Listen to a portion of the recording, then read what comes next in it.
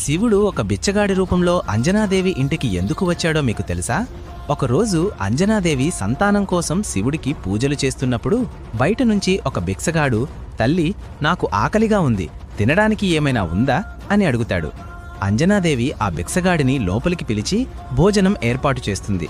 తరువాత భిక్షగాడితో వెళ్ళి చేతులు కడుక్కొని రండి అని చెప్తుంది. అది విన్న భిక్షగాడు, లేదు లేదు, నా జీవితంలో ఇప్పటివరకు ఎప్పుడూ చేతులు కాని నోరు కాని కడుక్కోలేదు అని చెప్పి అంజనాదేవి ప్రత్యేకంగా శివుడి కోసం ఏర్పాటు చేసిన సింహాసనంపై కూర్చొని భోజనాన్ని వడ్డించు అని గర్వంగా చెబుతాడు. కోపం వచ్చినా అతిథిని ఏమీ అనకూడదు అని అంజనాదేవి భోజనం వడ్డిస్తుంది. ఆ భిక్షగాడు వడ్డించిన భోజనాన్ని తింటుంటే నోట్లోని ఆహారం కిందకి పడుతూ ఉంటుంది. అతను అంజనాదేవిని చూసి, నీకసలు వంట చేయడం వచ్చా అని వంకలు పెడుతూ శివుడి కోసం వండిన భోజనమంతా తినేస్తాడు. అంజనాదేవికి చాలా కోపం వస్తుంది.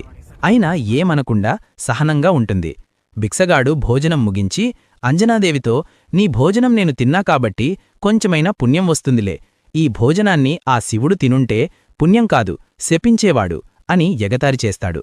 అది విన్న అంజనాదేవి కోపం ఆపుకోలేక, నా శివయ్య గురించి ఇంకొక్క మాట మాట్లాడితే అని అనేలోపు భిక్షగాడి రూపంలో ఉన్న శివుడు నిజమైన రూపానికి వచ్చి, నీ కఠోర పూజలకు నా మనస్సు చలించిపోయింది, నిన్ను పరీక్షించడానికే ఈ రూపంలో వచ్చాను, నీ భక్తికి మెచ్చి నీ కడుపులో హనుమంతుడి రూపంలో జన్మిస్తాను అని వరమిస్తాడు.